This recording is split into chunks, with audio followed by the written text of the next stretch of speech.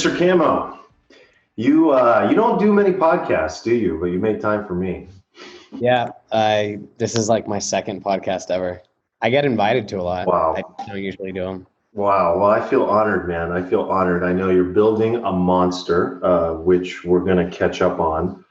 And it's been a hell of a journey you've been on building this agency. And yeah, I just appreciate you taking the time, man. Every time we've talked, every time we've worked together, I mean, there's so much history here. So I'm just excited for this conversation because what I want to break down is not just your journey and what created and spurred the decisions that you made in your career, because you've had a hell of a career, man. But also just kind of like some of the nuts and bolts of like what you're facing right now with everything going on. I mean, there's so many challenges, dude. So many challenges in the industry right now, in the world right now, in the economy right now. And it's like to continue to build a thriving agency must be a challenge, like I'm sure. And you went from, building these businesses that made tons of money that, really focused on lifestyle, I would say, at least looking in from the outside, to now you're, the head of this incredible company, and it's all about culture, and it's all about values, and it's all about camaraderie and collaboration and serving the customers and the clients. So it's like been this incredible story arc. So, I was thinking literally in the shower about you this morning. Oh, I love it. I always think about my interviews before, but hey, you popped up in the shower. And I thought to myself, like, have you reflected lately on the journey? Like how you got where you are today? Like, do you ever just look back and go like, shit, like where I started to then, you work closely with Neil, meeting Neil, the companies you built together. Like, what do you have to say about just reflecting back, if we could just start there, how you got here? Yeah, it's a good question. I really don't spend much time, thinking about my successes or, like celebrating the wins. Maybe I should spend more, but I feel like when I look back at things, I do it to try to understand how I should be looking forward. That's kind of why I do it, not to, get excited about it. But I mean, business is just naturally fun for me. It's a sport for me, like any other sport that people love playing. So it's, to see a business grow is where I really, enjoy being. But yeah, I don't spend a lot of time thinking about the success. But I do think about the past to remind myself that, of what's going to work moving forward.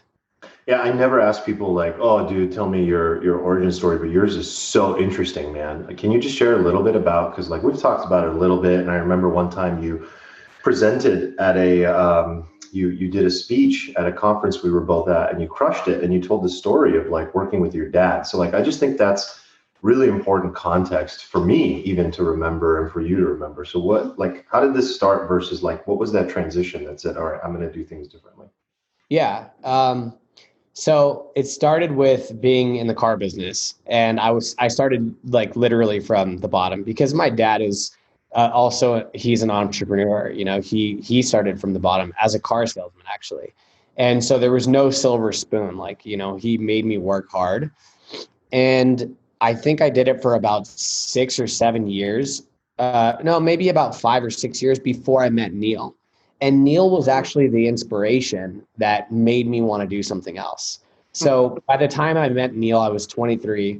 I was running the dealership. It was like a 50-person company. I had learned everything about how to run a business because I worked in all the different areas. I worked in accounting, finance, getting people approved for loans, sales, service department, parts department. Like I learned kind of every sort of facet of running a company. And then I meet Neil and I was like, wait, this guy makes way more money. He's much more successful than my dad. He doesn't ever step foot into an office. His business is making money even when he goes to sleep. Like it's, an internet business is open 24 hours a day. Yeah. And here I am, working 7 days a week, and weekends are the most important time to work. So I never get weekends off. In the car business, you have to work on them. That's when everyone buys cars. So you don't take weekends off. So I'm working 70, 80 hours a week. And as soon as we close the doors at 9 p.m., we don't make a sale until at least, 7 a.m., 8 a.m. when we open the next day. And so I immediately saw something there and thought, this isn't my future. Like, I'm not going to do this for the rest of my life. I don't want to own, 2, 3, 5 deals. Like, I don't want that path. I want to do what Neil's doing. And I didn't necessarily know what that meant. I just knew that I wanted to get involved in marketing and the internet, like just really technology. Dude, well, I can't tell you how much I understand because I sold cars. Yeah, I was, it's so funny. The story is actually really fucking crazy. I was 18 years old and I was selling businesses door to door on converting their phone lines, their landline phone lines from AT&T from Pac Bell, SBC Pac Bell to AT&T, which ironically just got acquired later by AT&T. So I was doing all this conversion and they just ended up buying them anyway. I walk into one of these businesses in the neighborhood that I was supposed to be selling in Sacramento, 110 degrees in Sacramento with a suit and tie on. And I walk into a car dealership and the dude's name is Arman. And he sits me down in his office and sells me on working for him. I was blown away. I was there to sell him, and I've never in my entire life been sold to like that guy did. Yeah. I was absolutely blown away. That's so typical. We have stories like that too. Dude. It's really funny. And so he convinced me. He's like, what are you doing? Suit and tie. You make more money. He was right. I made a lot more money. But anyway, the fascinating thing about this that I'm sure you think about a lot and was probably what pushed your decision is like, when you have a brick and mortar business, it's only scalable to a certain degree. Like, okay, how much can we increase revenue and our ultimate profit margin at this dealership? How many actually of these dealerships can we open? Like you said, 2, 3, 4, 5. Yeah. It doesn't have that exponential growth factor of online marketing and online business. You don't have as much reach. Not at all. And so you probably saw that as well. And we're like, this guy doesn't just have one business that can reach millions of people. He can have multiple, and he can have people running them and working for him. And the thing I just want to like really point out about you too, man, is like, there's a lot of people that probably see that opportunity in life like you did and sleep on it. Or they show up and they don't really perform and they're not the right fit for the partnership. Like, dude, you're a natural born hustler. And I know people are like, don't talk about hustle and hustle's not cool anymore. No, fuck that. You are a grinder. Like, I've worked with you, man, so closely, and like, you just go. You just keep going and you're always on. And I think it's because of what you said at the beginning that you view this as a sport. It's a game to you. Right. Where do you think that drive comes from, that aspect of things? I don't know. I honestly can't say because I had that from when I was young, like when I was in high school, I wrestled and I wanted to be the best wrestler on the team. And so I would go and my best friend, his dad was actually the head coach of our wrestling team. And so in 9th grade, I would go after 3-hour practice to his house, to my friend's house, not to hang out with him, but to practice more with the coach, with the head coach. Oh, wow. And I got so good at wrestling. I became the varsity captain as a sophomore. So, I had seniors and juniors that didn't have that I was sort of the captain over. But it was just something that I've always had with things that I'm into. Yeah. And so I wasn't into business when I was in high school. But, once I started working and I saw how, you can make money and not just with like medals, I got extremely obsessive. I think I have a little bit of an obsessive personality. And I don't really get discouraged. That's not really a thing for me. Like when things don't work, it's very fast. It's very quickly out of sight, out of mind. Like, okay, that didn't work. Let's try something else. Wow. That's huge. I mean, isn't that like, wouldn't you narrow that down to being one of the most important factors of success as an entrepreneur? Because like the moment you fall down, which you're inevitably going to, if you sit there and cry and whine and like focus on it too much, I mean, how can you ever go forward? Like Yeah, and that's the crutch of every entrepreneur. it's super important. And most entrepreneurs like have at least one or two businesses that failed, at least.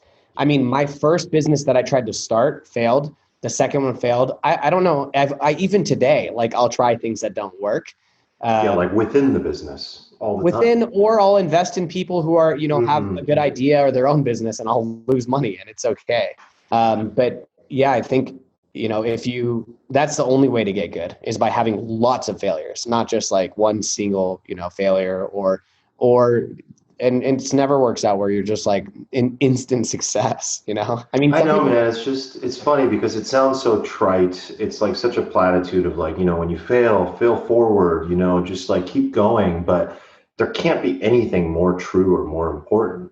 It's just yeah, hard to actually do and hard it's to hard. actually understand the Yeah. concept without having gone through it. Like it Yeah. literally It's very means difficult. you fall and you're like, what's the opportunity here? What's the next move? Like I've Yeah. seen you do that. Yeah. Yeah, it's very difficult, but I think like if you want to be an entrepreneur, you have to be okay with knowing that you're going to like spend the next 10 years from when you start that it's going to take you 10 years to get really good. And if you're fine with that and you're like, I don't care what happens over the next 10 years, if I don't get, make that much throughout that time, I have lots of failures, whatever, like I just want to become a good entrepreneur, go and do it for 10 years and you'll get very, very good. And I would say the Oh, likelihood of failure after 10 years is very, very low. dude, you're so right. It's just playing the long game. Like, Yeah. I think I just hit 8 years and I just now feel like I really have that level of confidence that you just can't take what I know away from me. You know what I Right. mean? It's like this feeling of, okay, well, even if there is a failure, like I know so much now about a faster path to execution, which is really what it is, right? Because it's like you're kind of running around, aimlessly in the beginning. Like, and Yeah. oh, I read this on a blog, and oh, I heard this at a conference, and you just react and you're trying things. But once you've done it over and over again, I mean, experience is the ultimate teacher. Like now you know exactly what you're doing, right? Especially another thing I've struggled with is just legal stuff, right? Like the legality of business can be so overwhelming in the beginning, but when you've done it and you've signed contracts and you've made deals and you've negotiated enough, like you can move a lot faster. Yeah, for sure. So I was thinking about this as you were talking earlier.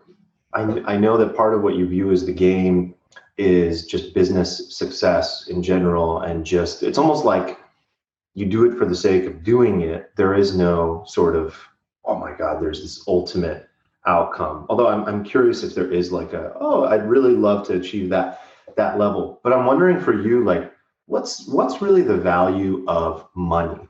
What do you view money as, and what does it do for you? That's a good question. I don't know. I mean, definitely money is a huge motivator for me, but um, eventually you get to a certain point where no matter how much more you make, it's not really going to change your life. And so I guess those sort of like, how I view money has changed a lot over time. And I think it's How did you just view it in making the more money. beginning? Yeah, So versus in the now. beginning, it was all about money, right? Like in the beginning, building a business, it's like, why are you grinding it out and, blood, sweat, and tears? Because you want to get rich. You want to make a lot of money so you can buy what you want, do whatever you want, all of those things. But the way that you view money changes as you make more.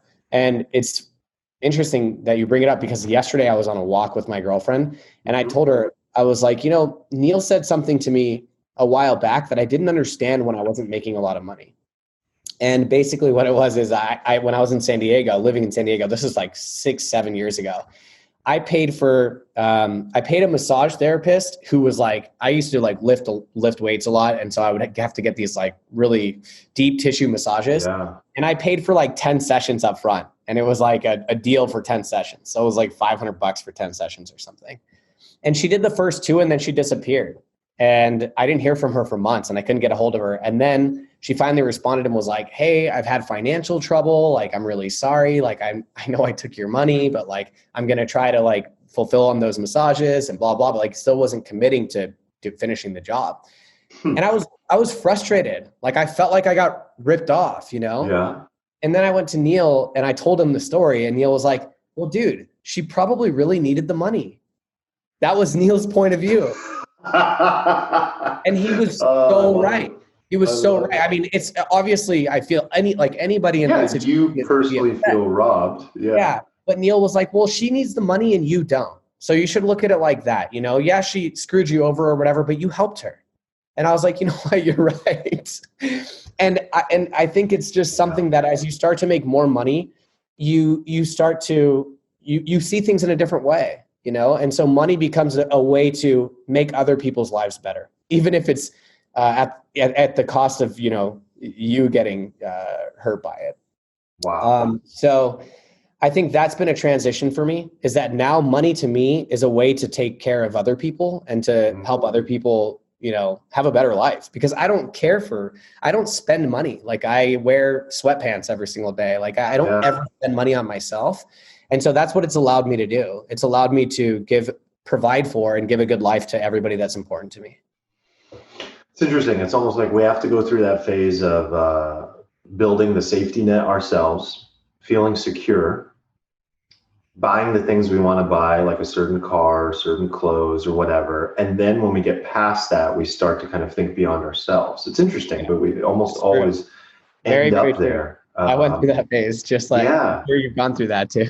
Yeah, totally. Because I think what you really want to feel when you buy certain things and you own certain things is a feeling of security. It's just human nature to say, I have this much in the bank. I'm good for a year, 2 years, whatever it might be. If shit hits the fan, I'm okay. And I think that's a really actually important thing that everybody deserves, is a feeling of security. Do you have a specific investing strategy? Like, as you gain cash, what do you do with it? How do you distribute it? Where does it go? I mostly invest in myself, because the ROI is so much greater than investing in other areas. And so I still invest in the stock market. I think it's, you know, a good place to just leave your money, put it away, and don't even, you know, look at it for many individual stocks, or how do you do it? Yeah. I have my financial advisor who does most of it. Just creates a portfolio. A lot of individual stocks. Yeah. And so I just kind of bet on the big companies and some others, and I leave that alone. But with bigger investments, I usually invest in myself. And so when I say that, I mean, I invest in my greatest strength, which is now business. So I'll buy other companies. I'll invest in my own company. Neil and I spend a lot of money on experiments. We do some crazy experiments that cost lots of money, but the way that we look at things is so different than how you would look at something like real estate. So just to give you a simple example, if I'm going to buy a home and it's going to cost $1 million, so let's say I have to put 20% down. So I'm going to put $200,000 into this home. I'm going to pay interest, you know, for many years. And after 15 years, maybe it doubles in value. Maybe. So maybe my $1 million investment, I get 100% return on my money after 15 years, right? So Neil and I will find ways to invest in our business where we might put $100,000 into something, and that year it will make us $500,000. So you'll get a 500% return on your investment in year one. So I'm always looking for ways to invest in growth in our own company that I think are going to provide, you know, much better returns than anywhere I can find outside of that. Now, does that apply to your current business, the agency, or because I'm wondering, it's like, what is your outcome? Are you trying to build the maximum enterprise value you can? Are you guys taking distributions? Does investing in the business lead to a higher salary? Does it just lead to a future exit? How does that actually end up paying you through the way that you view it? Right. So we still take distributions, but you know, like I said, you only need so much money to live off of. Yeah. And what we're trying to do is build the biggest company that we can. We really are. We want to build a massive company. And no, you already have, man. I know you still have like a track you're running on, but you already have. Yeah, it's pretty big. But yeah, so we will invest in areas like, for example, we've got a lot of inbound leads. And so you could easily settle and say, well, we get 5,000 leads a month and we've got a sales team of, almost 20 people. So, we're growing month over month. And it's like, okay, but what happens if you don't increase your leads? Eventually you're going to churn as much as you're bringing in and you're going to plateau. So we think about, okay, well, how much are we willing to invest to make sure that doesn't happen? And so like at the beginning of this year, we put together a strategy and we say, okay, we're going to put $1 million into content this year so that we can triple our traffic to the US website. That way, maybe triple the traffic doesn't mean triple the leads, but it could be a 25, 30, 40% increase in leads, which is pretty substantial for us, right? We'd have a huge return on that $1 million. We're also doing a partner program, another way to generate leads. So I've hired 2 people to launch and to go after partners and find these strategic partnerships where they can refer us business. This is what I mean. Like, this is where Neil and I like to spend money on those kind of things. Interesting. So, I mean, I remember when you first started, when you guys started the agency, and it like grew incredibly fast in the beginning. How can you remind me? Like, I remember you, like, we literally got on a call and you're like, dude, we're at 50 people. Like, Yeah. how quickly did it grow at the beginning, and then where is it at today? Yeah. So it started in September of 2017 in WeWork. And I think I've seen you there before in San Diego, right? Yeah. In the WeWork building in downtown San Diego. It was just me and one sales rep. And basically, I would say after a year, it was probably like 25 to 30 people. And then in year 2, it got to like 60 people or 70 people. But at about in somewhere after, between year 2 and 2.5, we launched an SMB division because we were only servicing enterprise. And then they grew just as fast as San Diego. So we kind of doubled. So we went from like 30 to 60 to like 140 after another year. When you say the SMB branch, is that in Utah? That's in Utah. Yeah. So they service like clients that are, I'd say 50 million in revenue and below. And San Diego services everything above that.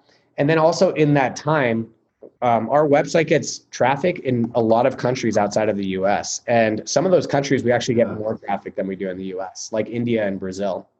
So we have a Brazil agency. Last year, we launched an India agency. And this year, we launched a Australia agency. So now we've got like 5 employees in Australia. It's only like 2 months old. We have like 35 employees in India. They're growing really fast. And Brazil has like 70. That's insane, man. Okay, so how many is that total? I don't know. Let's say 150 and 70 is 220 plus another 30, probably like 260. So, Jesus. So you were talking about a massive enterprise level agency that you've built. What is the game that you're playing to be as profitable as possible as an agency? How does an agency both really, like just in general in the game of agency, how do you really help the client while also maximizing profit? Because there's a bit of a formula there, I imagine, right? So how does that work? It's just being good at math. That's really what it comes down to. So, and then, over time you get better at how much you can deliver to clients to make sure that you get them the results that they're looking for. So that is kind of the sort of sweet spot, but we've definitely had some pendulum swings where at first it was like no profitability and we were giving clients, a ton, which was great, but it wasn't sustainable for the business.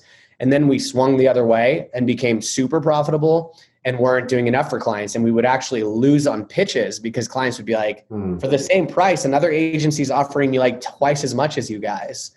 So you have to find sort of that sweet spot of both profitability and client satisfaction. Yeah. Are you looking at things through like a dollar per hour lens of like, look at how much we deliver, what it costs our people, and what we're profiting from what we're driving in revenue from the client? San Diego does a blended hourly rate for our staff, and that's how we sort of scope a project for a client. And Utah is just a cost plus markup. Got it. Got it. Yeah.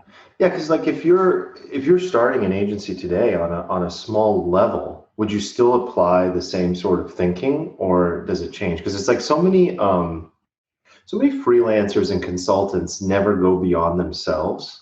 Like, what would Right. you say to someone like a friend where you were like, dude, like you're just not thinking about scalability. Like, what's the first step to go beyond yourself and Yeah. just The start first scaling? number one is that you have to have the business. Like you need clients. If you can't get clients, then how are you going to hire a second, third, and fourth employee? And Mhm. so that would be number one, is to So what's that? figure There's out. a certain level of marketing or content or Yeah, like traffic if that you're you're a driving. freelancer, I mean, if you're a freelancer on Upwork, get really good at your profile and writing proposals. I've used Upwork so much, and so I know how a freelancer can be successful just by being on the client side and knowing who I hire. Yeah. And so get really good at copywriting, or have somebody write the copy for your profile, and have excellent outreach and proposals to to win business. And as you build your profile, you're going to have people inviting you to jobs on Upwork. Like you need to get to that point. You need to be at a point where you're getting more business than you can handle in order to scale. And if you can't do that, then you need to raise money. Like those are really your options. Mm. Okay. So let's just say this person is on Upwork or they're a freelancer and they're just driving a crazy amount of deals. They just can't handle the deal flow. They're like, all right, I do need to now scale beyond myself. So Yeah. what does that look like to like do it in like a somewhat organized way, like where it Right. doesn't fall apart? Right. So it really depends on your skill set. If you're like the marketer and the client facing person, then I think the first person you have to hire is operations. You need an ops person, somebody who can turn everything that you do into a process that's repeatable, so that when you bring more people on, they can go to that and be like, oh, this is how I do anything that they want me to do. That's how you scale. And so what I did at the agency was I followed a methodology called Traction. It's a book by Yeah. Whitman. Great And book. I'll yeah, include that in the notes for it's a people. really good book, and it's not, it's easy. Like it's easy to Yeah. follow. So I literally hired, my first hire after the salesperson was an operations person, and we sat down and we read the entire book over like a couple of weeks. It took more time than normal because we were implementing every single chapter. Wow. So chapter 1, then we implement. Chapter 2, then we implement. And we built the company, like sort of the foundation of the company, off of Traction. It tells you how to run your meetings. It tells you how to create scorecards for hiring. It tells you how to do all Yes. kinds of stuff. Wow, I didn't know that. That's Yeah. badass, man. So the foundation of the agency was built that way, like with this Yeah. first operations person, and you just continued to scale that up. Yeah. It became more complex, I'm sure, but it's still the Yeah. same fabric. Yeah, we actually like stopped using Traction. Not that there was anything wrong with it. It's just that as you start to hire different leadership, you really need everyone's buy-in for something, and I didn't have it. Yeah. And so I said, look, Traction is essentially an operating system for your business. So if you guys show me an operating system that you think is just as effective, then I have no problem with whatever we use. So that's kind of how we transitioned away from it. But Got it. Got it. So what's the role you're playing these days? Is it like, I mean, obviously you started this thing, so like, I have a weird has role. it gotten more specific now? I have a weird sort of hybrid role of business development, if need be. Like I hate having a down month. I hate it to the point where I'll call friends and be like, look, I'll give you a deal on something, on SEO or this or that or whatever, to get contracts. So I just don't like having us go backwards. Yeah. So some biz dev, but I would say that the majority of my time is spent in holding my leadership team accountable and recruiting. Recruiting is like huge for me. Recruiting the right people as you've been growing at a crazy rate, basically. Yeah, like I don't get involved in recruiting anybody, I would say, below the director level, but at the VP level and above, I was instrumental in recruiting, a lot of people. And if you look at our employees, like you'll see. Didn't you, source the people that you wanted from the companies you wanted? Like, what was the story there? I remember you were like really looking for the right people for these roles, and they were crucial hires. And you were really proud of like some of the people that you were bringing in. Yeah. So look, I think in business, if you also want to be successful, it's like have no ego whatsoever. There's no room for ego in business. And so I was like, I don't care. I was very self-aware. Like I know nothing about how to run an enterprise agency. I've never ran a digital marketing agency prior to this. I was in the car business, and then we sold info products. And so I said, well, who's the best in the industry? And it was iProspect. They're one of the top companies in the industry. And they happen to have an office in San Diego, less than a mile away from our office. So of course, I literally targeted that office and, went after some of their best people. And first I picked off somebody to become my VP of sales from there. And then I hired a really strong account director from there. And then eventually I hired the president of iProspect to come over and be our CEO. So he now runs. No way. Yeah. You're kidding. No, that was a huge hire. That's what's his name? Mike Golickson. That's incredible, man. Dude. Yeah. That's what I love about what you just told me is like, that is business, man. That is like the type of thing that can give somebody like a hard on. Seriously.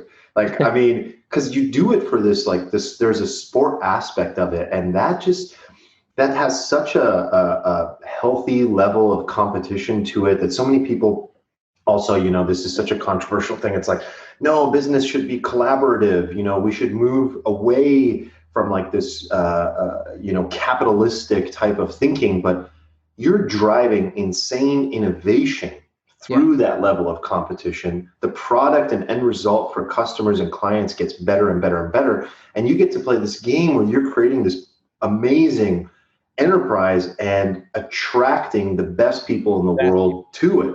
So that's sort of like the selling point to working for our company. And so, every company is different and has a different culture.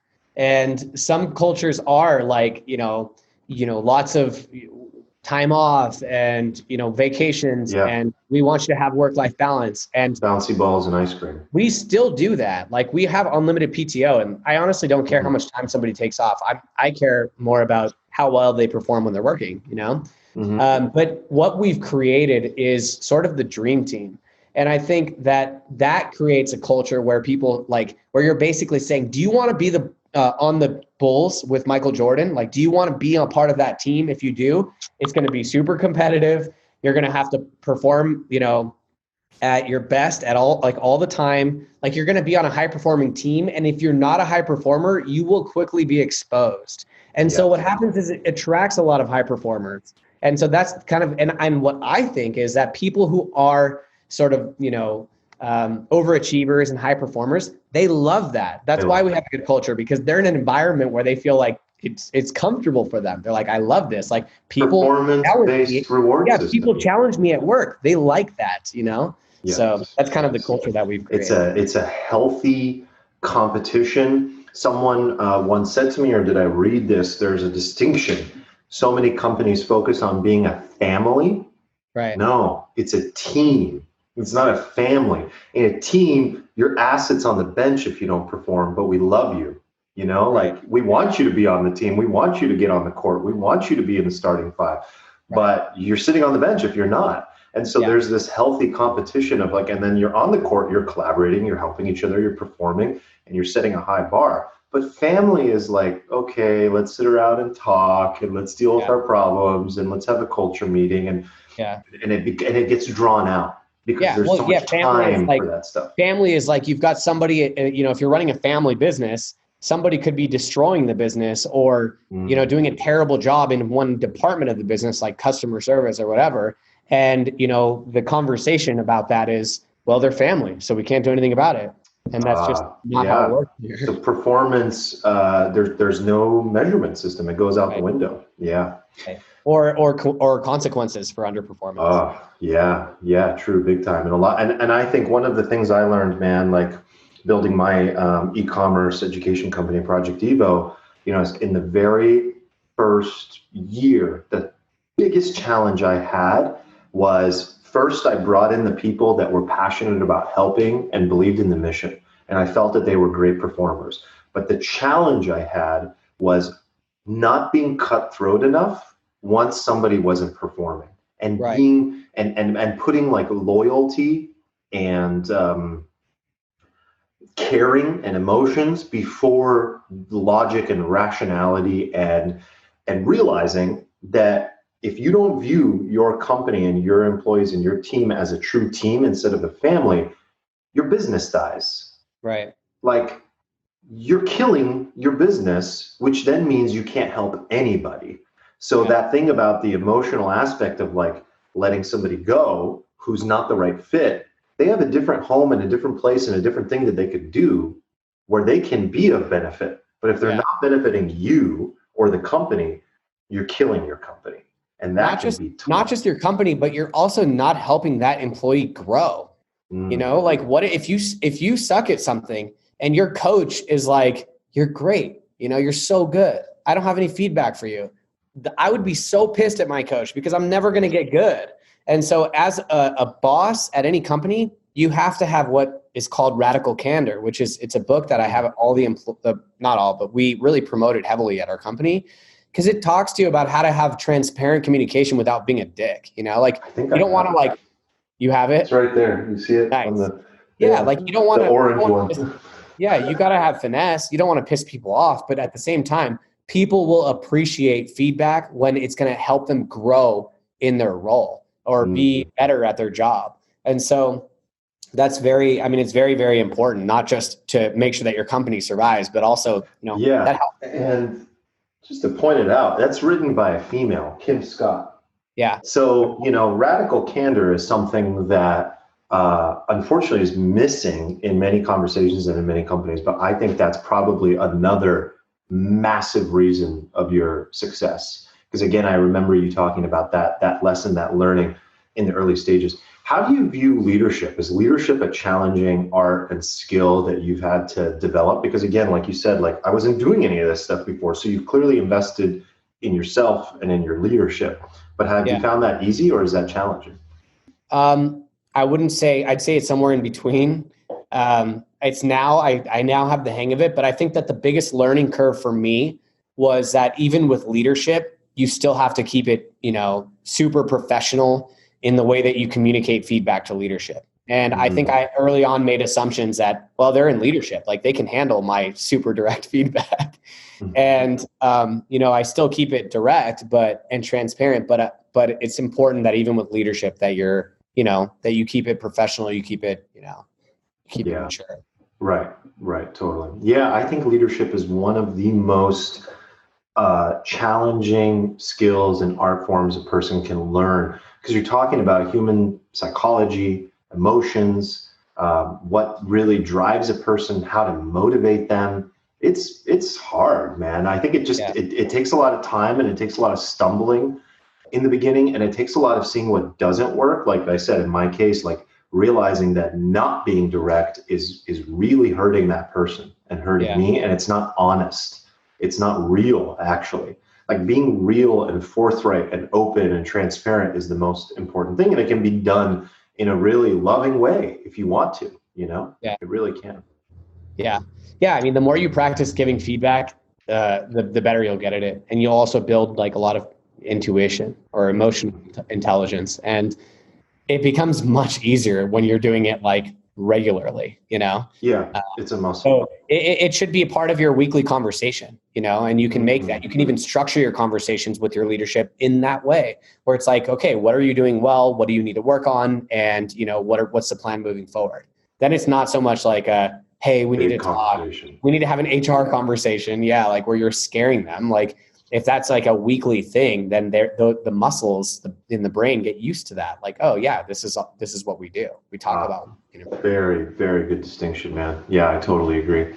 So you want to build the biggest agency you can. What does that mean? What does that look like? Like in numbers? Like I don't know. I put a target or goal or vision or dream out there. It's fun to set a goal just to say, you know, we did it. And even though we moved the goalpost and we already have many times, but I would say we want to build $100 million revenue company. Amazing. Yeah. And we want to do it fast. I mean, I think that if you give us enough time, we're going to do it. Like we'll for sure do it. But the question is, can we do it within a certain time frame? Because if you look at some other companies out there who have done it in our space, there's not a lot actually that have built 100 million without acquisitions. Buying revenue makes it way easier. For sure.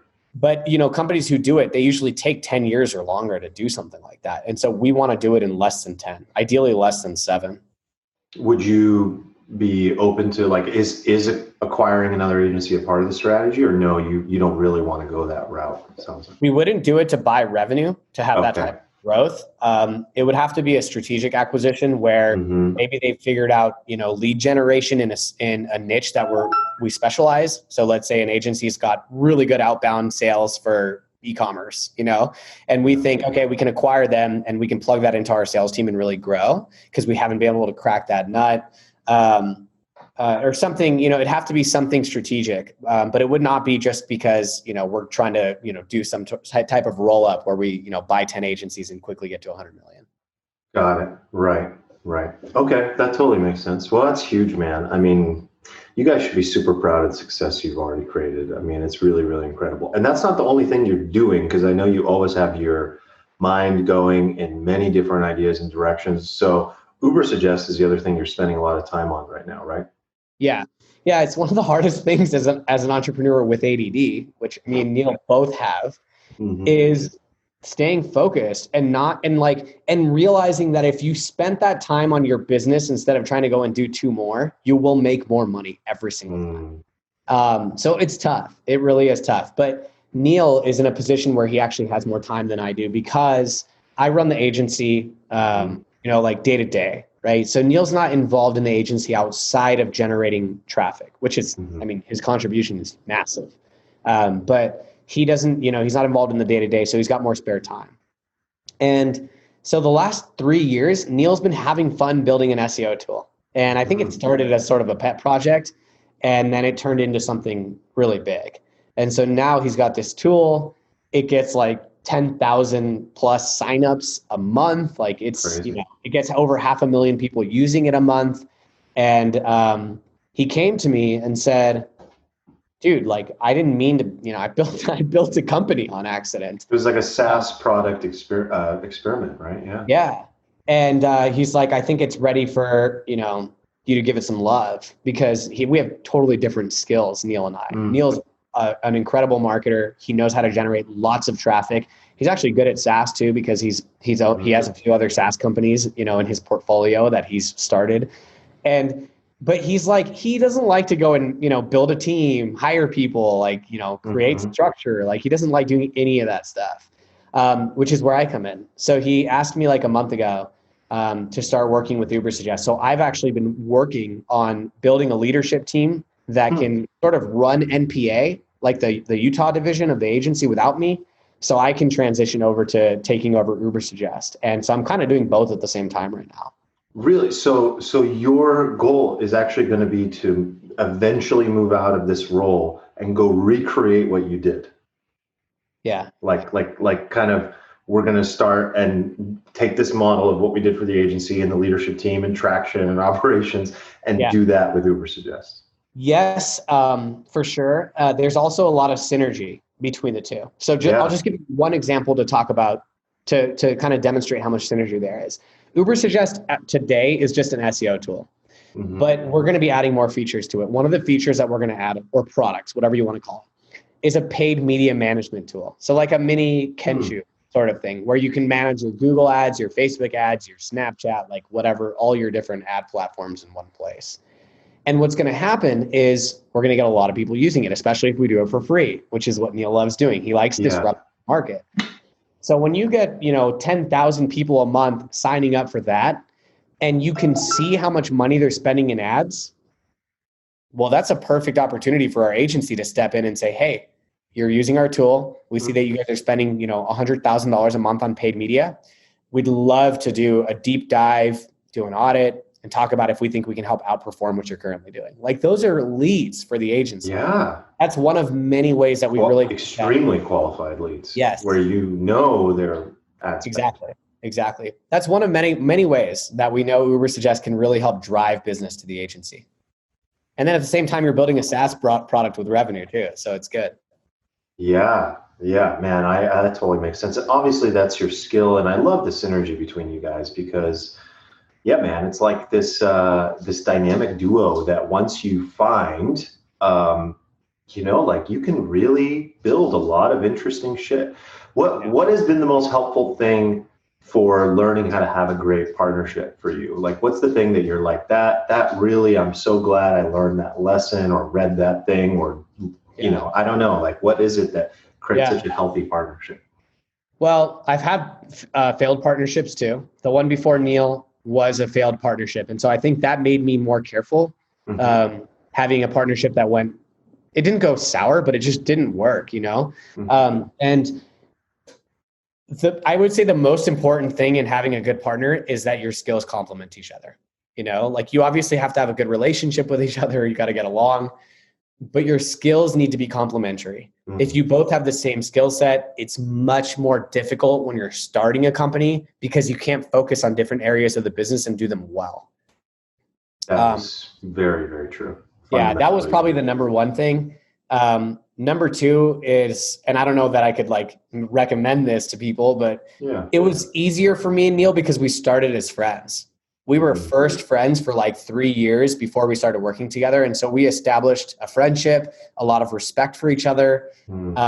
And, you know, and we also did some projects together before we started working together. And the one other thing that I'll say about Neil and having that you wish you have this in a partner is somebody who can think bigger than you, because he does that. He always thinks bigger than I do. I think at this level and he thinks at this level. So while I'm trying to figure out how to get to 10 million, he's trying to figure out how to get to 100. And he takes risks and calculated risks, and he pushes me in that way to think bigger. And if it weren't for him, I know the agency would be smaller purely because of the fact that he pushes so hard. I have definitely seen that.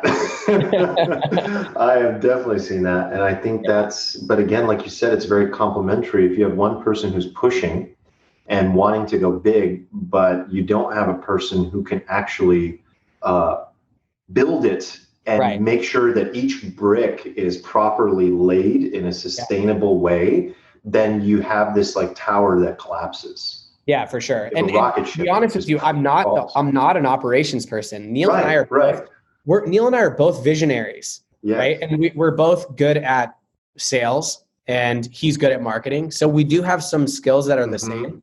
But where we split off is that I'm a people person. And so I'm a relationship person, a people person. I enjoy going into the office and, you know, like having, you know, a company, it's the building the team and leadership. And Neil doesn't like to do that. Neil likes to sit behind the computer and like growth hack his way to like something really big. Like he loves doing that. He's an analytical guy. He loves numbers, and he's always working on those kinds of things. And so he's more of like a keep to himself and, you know, try to build something big. And I'm more of, you know, build a team, right? Build an empire. And so I'm kind of the glue. So Neil will say, we need, you know, this. And I'll say, okay, well, I have operations people who can do it. But I have to go and I basically go and find the right people to get things done well. Well, dude, that's how we found each other, right? Yeah. It was like an example of like you were looking for, what were you working on? I mean, you were working on the course, the advanced marketing program, looking for copywriters. You were talking to a friend of mine, and I got introduced, and it just like started there. But that's how we met. That's how we met. Back to the course. Like I meant to ask you about that. So you took a course on the internet, I think almost as far as a person can humanly take it as far as success. You automated it. You built this incredible front end, you know, webinar. This course is like 10 times more valuable than every other course out there. It had so much goddamn information in it. Yeah, a little too much. I mean, but it was incredible because you were 10xing on what people were investing. So it was just an absolute no-brainer for people. And then you said, no, there's something else. What happened there?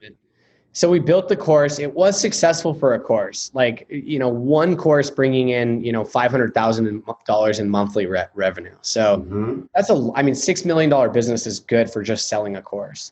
No, that's incredible. I don't think anyone else has done that. It was really good. But what happened was there's a few things that we saw the writing on the wall with. One of them was courses have a shelf life, right? They don't expire, but they slow down. Yes. And so then our only option was, okay, well, we got to do a lot more courses. And do we want to become like an educational company, or what are we trying to do here? Like, what's the play? And then, you know, the other thing is we felt like to build a big business, courses weren't the way to go.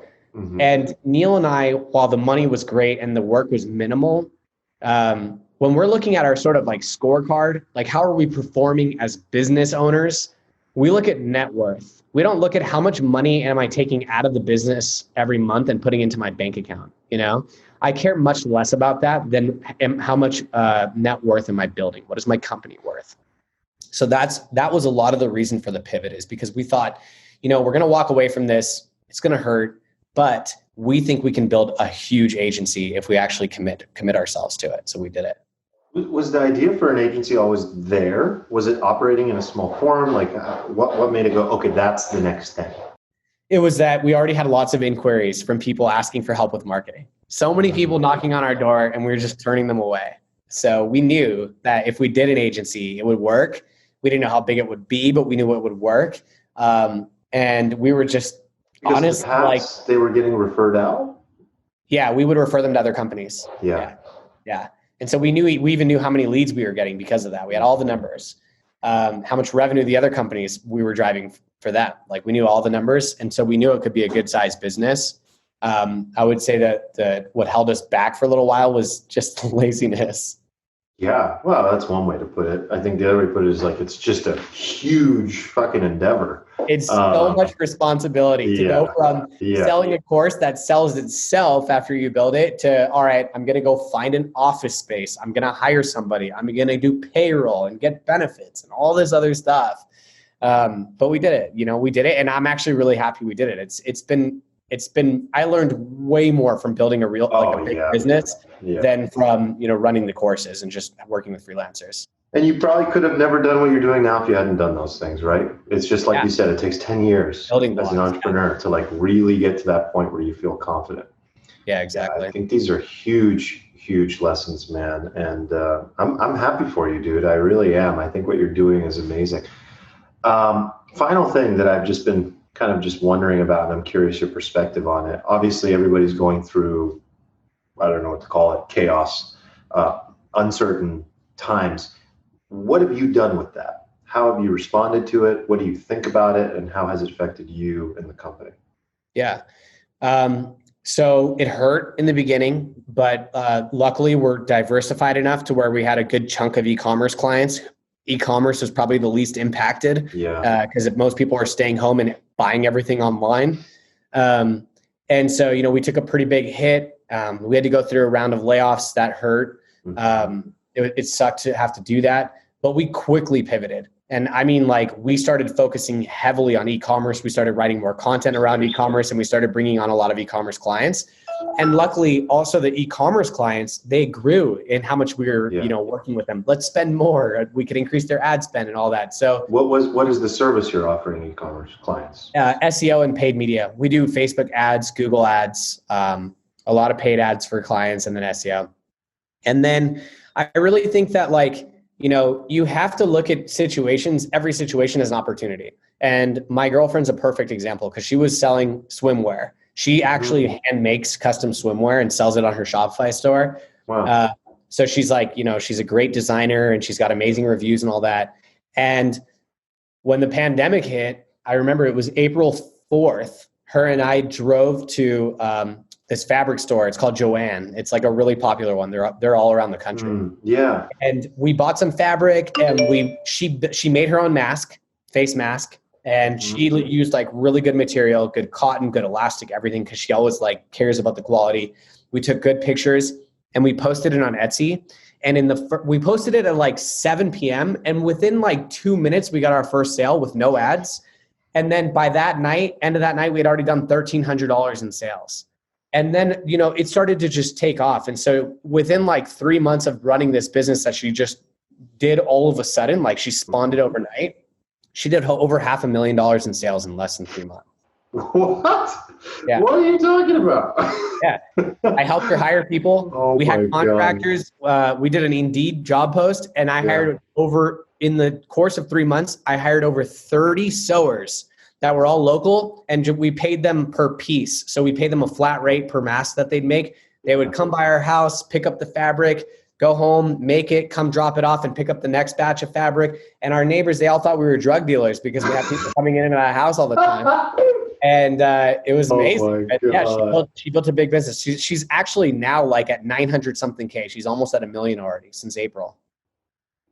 Oh my God. And what's it called? Her website's called jkeenies.com because her name's Julie. And so it's like Julie's bikinis. But we used her site because there was a ton of social proof. She's got tons of reviews for her bikinis. And we created a story, you know, like, hey, I've stopped selling bikinis for now. I've transitioned to face masks because so many people need them. And it just worked. And are you saying this is just an example of how you pivot, how you can take advantage of where the money and the energy is flowing? Exactly. Like, I mean, there's only two options. You either give up and be like, yeah, well, I got screwed in this situation. And, you know, now like, I don't know what to do. Or you're like, well, what are other people doing? You know, how are people making money out of this? Dude, perfect last example. I mean, that is it. That is it in a nutshell. I saw somebody on Facebook. I don't know if anybody uses Facebook anymore, but I like went on and I saw somebody just commenting about, woe is me, I'm a victim. I've been out of work for so long. I was like, okay. And I'm like, what do you do?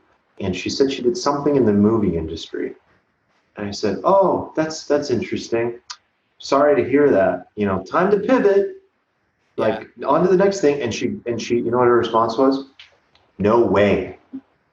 Yeah. No way. I'm never pivoting. I will wait this out. And she got like kind of upset with me. Like, why would I change my career? I was like, I don't know. You don't really have an option. Right. And you might even enjoy it. You know? Yeah. Like, so we hold on to things so much. And I think this goes right back to what you said about failure and falling.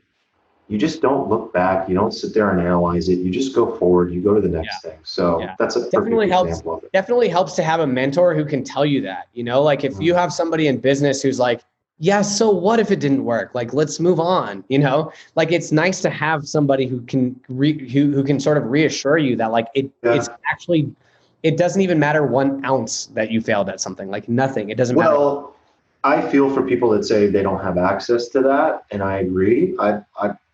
I've had mentors, but not necessarily that person either. And honestly, that's why I do this, because I feel like this, you just became like a virtual mentor to so many people by sharing everything you've shared. And that's so podcasts or whatever it might be, is that opportunity for people. And I know people will, I always get people like, I listened to the episode 3 times just to make sure I really like fully fucking ingrained everything that Mike said. So thank you. Yeah, man. No, that's great. And same for me. Like, I don't actually have a mentor. I mean, I could consider Neil one for sure. But like, I don't, you know, have a business coach or like pay for any sort of mentorship. I just do what you're doing. I go and find things that are like free resources. You know, there's podcasts where you'll like just like this, where you'll hear interviews from really smart people who have built big businesses. And it's like, there's so much resources at our fingertips. You don't have to pay for it. Yeah. 100%, man. If YC Escape happens next year, will you go? Will I see you? If it happens next year, then it's likely because I live an hour away from it. Yeah. So I don't have an excuse not to go. Yeah. All right. Perfect, man. Hopefully I see you before that. But same. Dude, thank you so much. I'll be back in San Diego next year. I'm moving back in March. So we'll see. Oh, in March. Okay. So then it'll be right after that. Either I'll see you at Escape or back here. Or right after. Yep. All right. Cool, man. Well, appreciate you. Thanks for doing this. Yeah, for sure.